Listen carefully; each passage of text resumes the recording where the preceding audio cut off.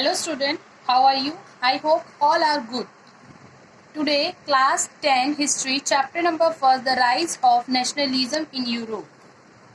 In previous video we understand what is a nationalism.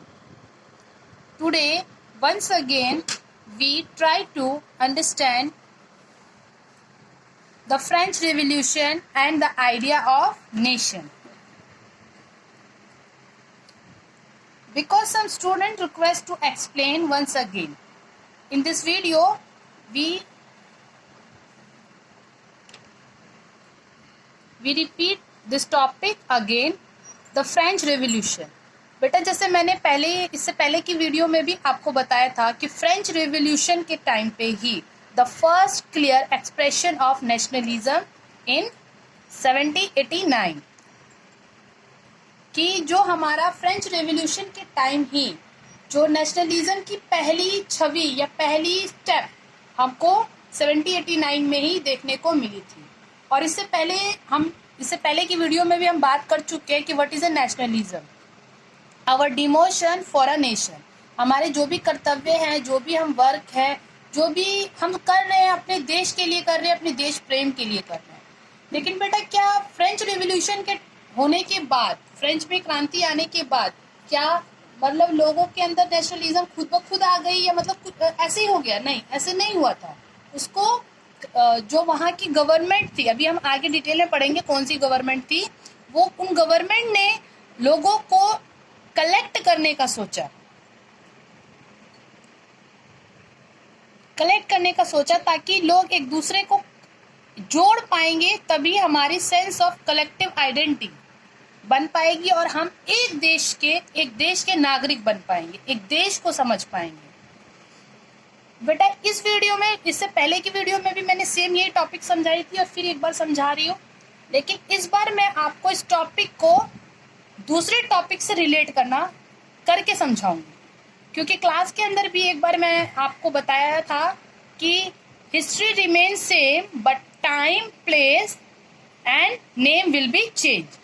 जो history होती है, हमारी इतिहास जो होता है हमेशा सेम रहता है, लेकिन जगह, नाम, व्यक्ति बदल सकता है, लेकिन इतिहास सेम रहता है। तो बेटा इस फ्रेंच रेवोल्यूशन को समझने के लिए आप एक बार हमारे इंडियन गॉट इंडिपेंडेंस वाला माइंड में कॉन्सेप्ट लेके आइए कि जब हम ब्रिटिश से आज़ाद हुए थे, जब हमें इंडिपेंडेंस मिला था, तो हमने क्या क्या किया था। हमने एक दूसरे को भाई भाई, अभी भी आप अपने स्कूल के टाइम पे प्लेज लेते हैं, all Indians are my brothers and sisters, आप ऐसा बोलते हैं ना। तो बिल्कुल ये सारी चीजें हमें क्या करती है, एक दूसरे से जोड़ती है।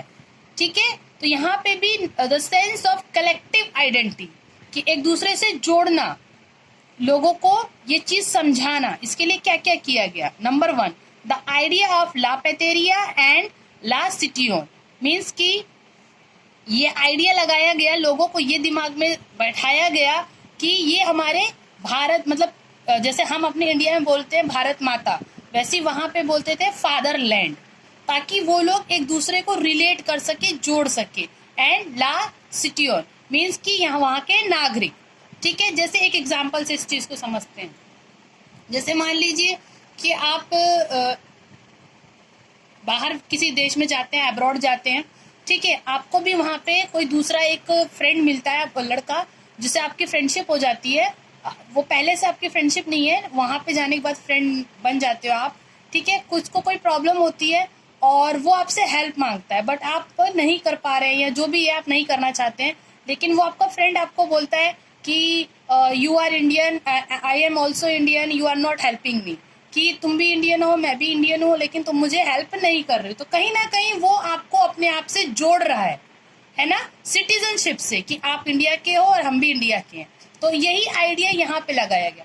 अब कभी कभी आपने अपनी पुरानी मूवीज में या हिंदी के स्लोग्स वगैरह में या सॉन्ग वगैरह में सुना होगा, भारत माता, हम सब एक माँ के पुत्र हैं, है ना, तभी तो हम लोग हिंदू, मुसलमान, सिख, ईसाई सब भाई भाई हैं, हमारी भारत माता है। तो यही चीज, द आइडिया ऑफ ला पैटेरिया, फादरलैंड एंड द सिटियोन, मतलब कि वहाँ के सिटीजन। न्यू फ्रेंच फ्लैग, देखो जब हम इंडिपेंडेंस हुए थे तो इंडिपेंडेंस के बाद हमने भी अपना इंडियन फ्लैग बनाया था, उसमें भी ट्राई कलर थे और इसमें भी ट्राई कलर है। ठीक है। फॉर्मेशन ऑफ नेशनल असेंबली, वहां पे नेशनल असेंबली की फॉर्मेशन की गई। भाई रेवोल्यूशन हुआ है, उसके बाद नई गवर्नमेंट आएगी तो कुछ तो बेटा नया चीज दिखाएगी। न्यू हाइम्स वर कंपोज और वर्ड्स टेकन, क्या है बेटा कि नए मंत्र वगैरह, हाइम्स में मंत्र वगैरह होते हैं, वो बनाए गए। जैसे कि हमारे इंडिया से रिलेट कीजिए, हमारे राष्ट्रीय गान हुए, हमारे राष्ट्रीय गीत हुए। तो क्या ये चीज पहले, इंडिया जब इंडिपेंडेंस से पहले तो ये चीज नहीं थी, लेकिन जैसे ही हम इंडिपेंडेंट हुए तो ये सारी चीजें हमने किया। तो बेटा हिस्ट्री रिमेन सेम, जो हमारा हिस्ट्री होता है वो बिल्कुल सेम होता है, but name, place and time will be change.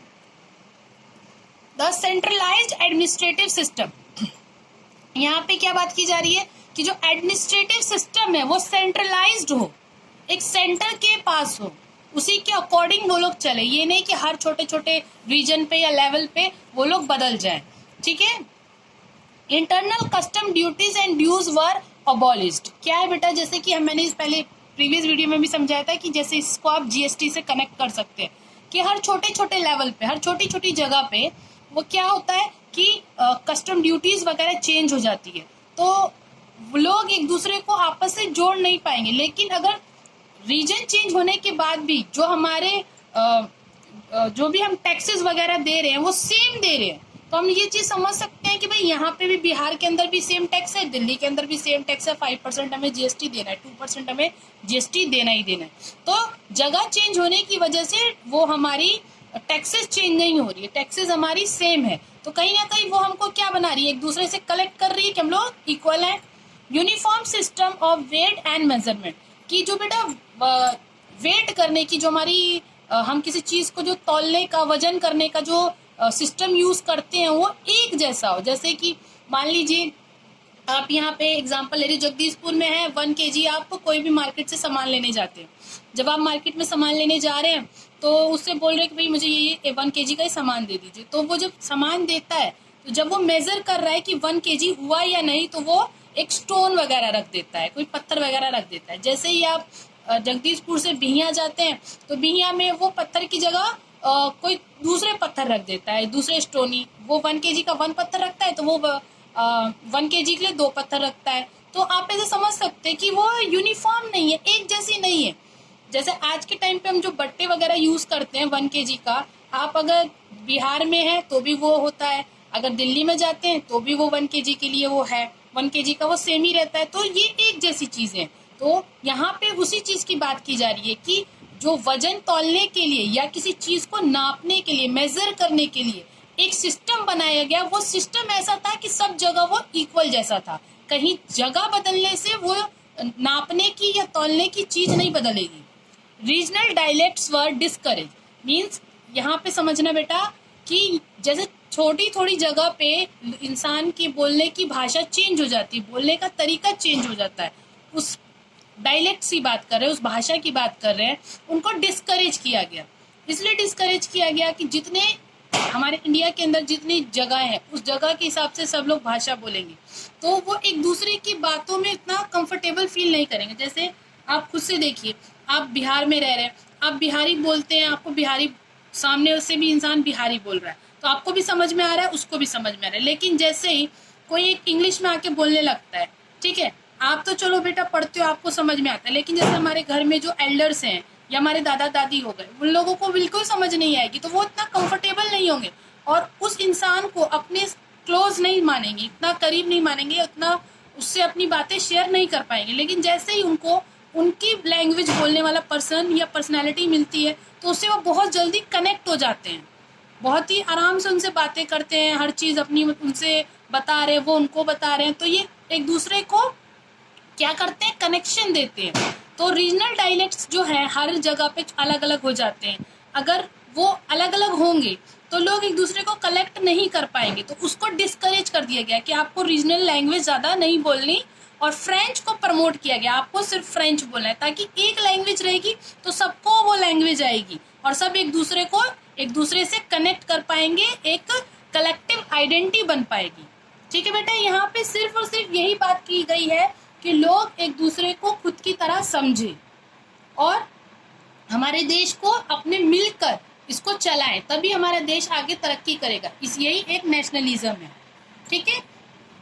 जैसे बेटा अभी हमारे इंडिया के अंदर भी है, जब भी हम कुछ बात काम करते हैं या कुछ भी हम जैसे आर्मी में हम जाते हैं, आर्मी के सोल्जर्स वगैरह बनते, तो हम अपने आप को एक जगह का, एक स्टेट का पर्सन नहीं मानते, हम इंडिया कंट्री के लिए अपना, कि हम भारतवासी हैं, है ना, we are citizen of India. जैसे आपने चक दे मूवी में अगर देखा हो, शाहरुख खान जब वो प्लेयर्स आती हैं तो वो अपने अपने स्टेट्स का नेम लेती हैं कि मैं हरियाणा से हूँ, पंजाब से हूँ, दिल्ली से हूँ। तो शाहरुख खान ने वो कहा कि मुझे स्टेट का नेम नहीं चाहिए, मुझे इंडिया नेम चाहिए। वो क्यों उस समय बोला गया? इसीलिए बोला गया कि जब सब कोई इंडिया इंडिया बोलेगा तो सब एक दूसरे से कनेक्ट कर पाएंगे, एक देश के लिए कनेक्ट कर पाएंगे। ठीक है बेटा, बिल्कुल यही थॉट इस चीज में है। यहाँ पे नेशनलिज्म का आइडिया यही है कि लोग एक दूसरे से कनेक्ट करें और अपने देश के लिए, अपने देश प्रेम के लिए काम करें। ठीक है बेटा, देखो बेटा ये सब चीजें कहाँ हो रही थी? हमारी फ्रांस में हो रही थी। ठीक है, फ्रांस में नेशनलिज्म की आइडिया स्प्रेड हो रही थी।